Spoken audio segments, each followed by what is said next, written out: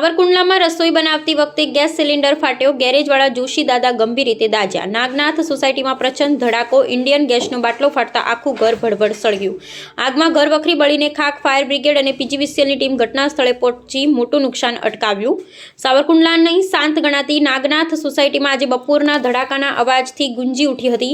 આજે બપોરે અંદાજે 4:25 કલાકે સોસાયટીમાં રહેતા અને શહેરના જાણીતા ગેરેજ સંચાલક ઇન્દ્રકાંતભાઈ જોશીના ઘરે રસોઈ બનાવતી વખતે અચાનક ઇન્ડિયન ગેસનો સિલિન્ડર ધડાકાભેર ફાટ્યો હતો।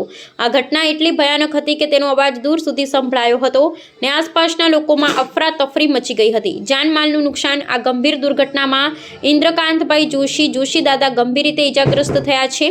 તેમને તાત્કાલિક સારવાર અર્થે હોસ્પિટલ ખસેડવામાં આવ્યા છે। સિલિન્ડર બ્લાસ્ટ બાદ ઘરમાં વિકરાળ આગ લાગી હતી, જેમાં ઘરની તમામ ઘરવખરી અને કિંમતી સામાન બળીને રાખ થઈ ગયો છે। મકાનના માળખાને પણ નુકસાન થયું હોવાનું સામે આવ્યું છે।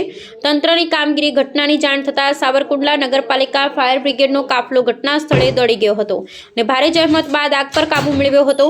સાવચેતીના ભાગરૂપે પીજીવીસીએલની ટીમ દ્વારા વિસ્તારનો વીજ પુરવઠો તાત્કાલિક કાપી નાખવામાં આવ્યો હતો, જેથી મોટી હોનારત ટળી હતી। એજન્સીની તપાસ। બનાવની ગંભીરતા જોતા ઇન્ડિયન એરો ગેસ એજન્સીના બબ્બા શેઠ પણ તાત્કાલિક ઘટના સ્થળે દોડી આવ્યા હતા અને પરિસ્થિતિનું નિરીક્ષણ કર્યું હતું। હાલ સંબંધિત તંત્ર દ્વારા બ્લાસ્ટના ચોક્કસ કારણો અંગે વધુ તપાસ હાથ ધરવામાં આવી છે। રિપોર્ટર સરફરાઝ ખોખર, અમરેલી।